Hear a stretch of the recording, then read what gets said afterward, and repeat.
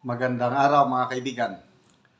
Gusto kong i-share sa inyo ang mga galit na reaksyon ng mga teachers dito sa ginagawang panggigipit nila kay VP Inday Sara, dating DepEd Secretary. Okay, may post ang Philippine Star 4 hours ago, pinost. Ito ang title ng kanilang post, Teachers Group Backs Sara's Impeachment, Philippine Star. So, itong Philippine Star, pinapalabas niya na mga teachers gusto nang ma-impeach si VP Sara. Yun ang balita ng Philippine Star. Okay, basahin ko lang yung paragraph. Public school teachers are backing calls for the impeachment of Vice President Sara, saying revelations at the House of Representatives signal alarming anomalies surrounding her public spending as Vice President and former Education Secretary. Okay.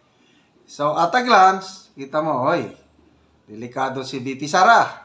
Kaya lang, age of social media na tayo ngayon. Maraming mag-comments.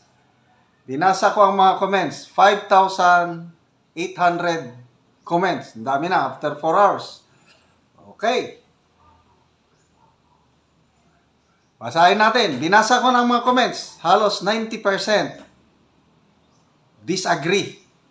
Hindi sila pabor na ma-impeach si VP Sara.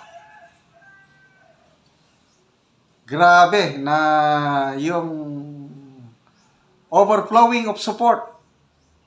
Mga teachers ang nagko-comment dito, karamihan. Binjon Dax, sabi niya, teachers group, question mark, led by Castro, the convicted congresswoman, the audacity.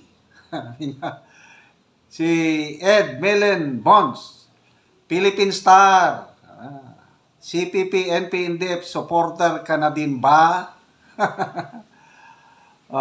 Ni Nika, sabi niya, sino-sinong teachers? Honey Marie, sabi niya, this is coming only from a few individuals. A lot of teachers are not convinced of the accusations against her. Ang galing. Gigi Perez, disagree with that impeachment. I am a public school teacher. My opinion, I'll respect yours. Basta taga Mindanao. Okay. Dan Davy Fortes Azarcon. Oops, I disagree. I'm also a teacher and it's not true to me. Ito kasing mga publicist na ito, mainstream media, akala nila basta mag-post sila ng ganito, ang taong bayan basta-basta maniwala. Nagkakamali kayo, mainstream media. Nagkakamali kayo, mga alipores ng kung sino dyan na nagmamind conditioning. Hindi mo na maloko ngayon ang taong bayan. Kasi free exchange of ideas na. Mabubuking ang inyong mind conditioning objective. Magbasa ka lang sa mga comments. Okay, si Glenn Morillo Solera.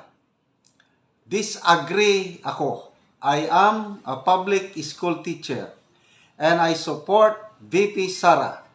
We love her kay Sara, ang only DepEd Secretary na nagpabakasyon ng mga teachers uninterrupted. Nung nag-resign si VP Sara as DepEd Secretary, nag-survey ako kaagad. Marami akong kaibigang teachers, kapatid ko, ganon. Nag-survey, through text. Response sila. More than 90%. Sabi nila, naghihinayang sila na maagang nag-resign si VP Sara. Marami sa mga teachers na kakilala ko ang bumilib kay VP Sara. Meron akong classmate sa college. Bago lang nag-retire, Assistant Division Superintendent siya. Tinanong ko, kasi binisita niya ako eh. Anong masasabi mo sa pamamalakad ni VP DepEd Secretary Sara Duterte? Sabi niya maganda. Visionary. Dalawa silang nakausap ko. Ang isa district supervisor, ang isa yung classmate ko na assistant schools division superintendent. Ang ganda yung vision ni VP Sara sa DepEd. Marami ng pagbabago.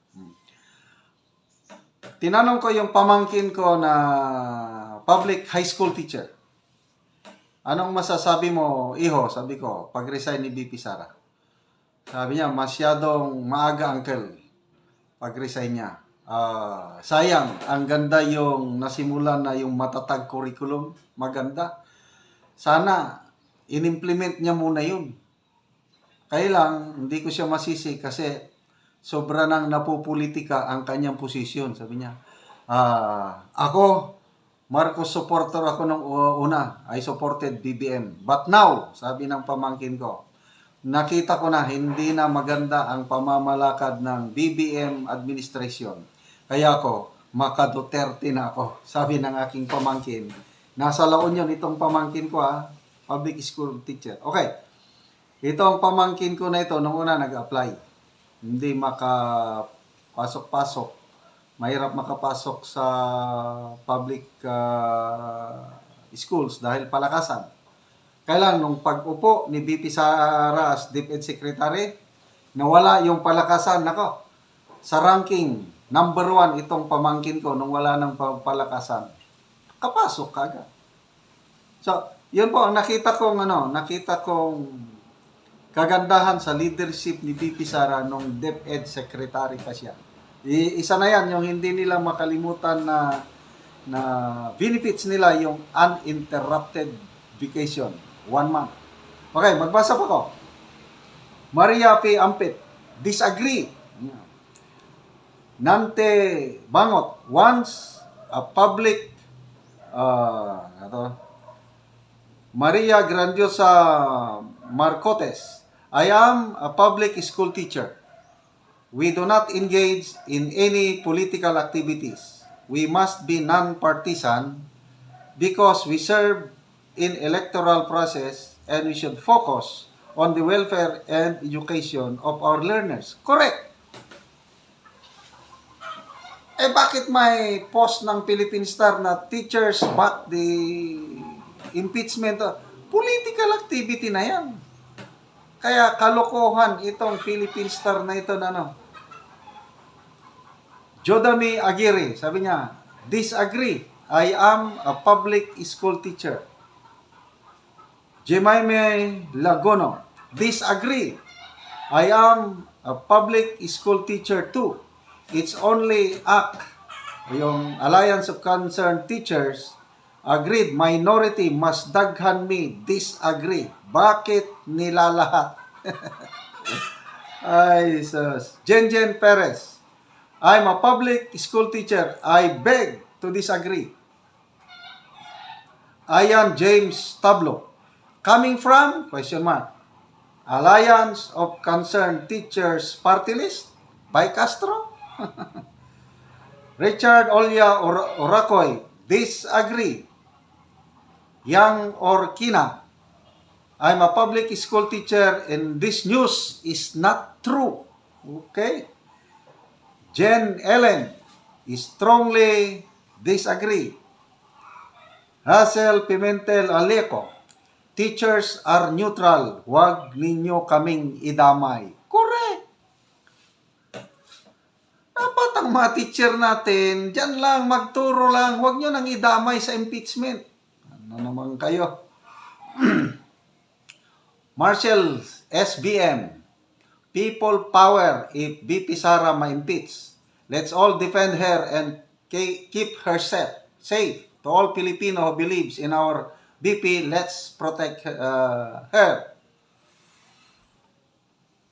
Daisy Dalit, Salvador, no way. I am a public school teacher and I stand for VP Sara.